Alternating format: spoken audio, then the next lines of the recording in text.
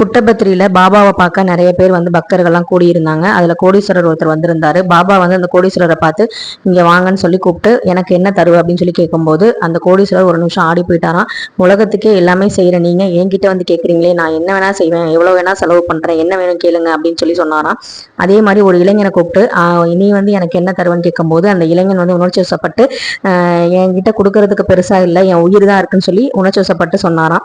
So Baba வந்து சிரிச்சுட்டே வந்து அவங்க குருகுலத்துல படிக்கிற 9ஆம் வகுப்பு படிக்கிற ஒரு சிறுவனை கூப்பிட்டு கேட்டாராம், நீ எனக்கு என்ன தருவ அப்படின்னு சொல்லி கேட்கும்போது பாபாவை உத்து பார்த்துட்டு நான் உங்களுக்கு எதுவுமே தரமாட்டேன் அப்படின்னு சொல்லி சொன்னோன்னே அந்த கோடீஸ்வரனும் இளைஞனும் ரொம்ப அதிர்ச்சி ஆயிட்டாங்களாம்.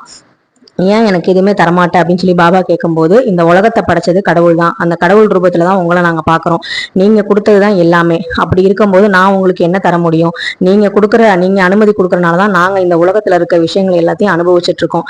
ஸோ அதுவே வந்து பெரிய விஷயம், இது இல்லாம நான் எப்படி உங்களுக்கு தர முடியும் அப்படின்னு பாபாவை பார்த்து கேட்டோடனே அந்த கோடீஸ்வரனும் அந்த இளைஞனும் வந்து பாத்தீங்கன்னா தலை குனிஞ்சு நின்னாங்களாம்.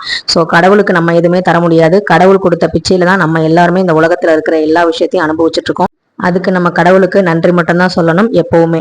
அது மட்டும் இல்லாம எல்லாம் நன்மைக்கே அப்படிங்கிற தாரக மந்திரத்தோட வாழ்றவங்க எப்பவுமே சந்தோஷமா தான் இருப்பாங்க வாழ்க்கையில.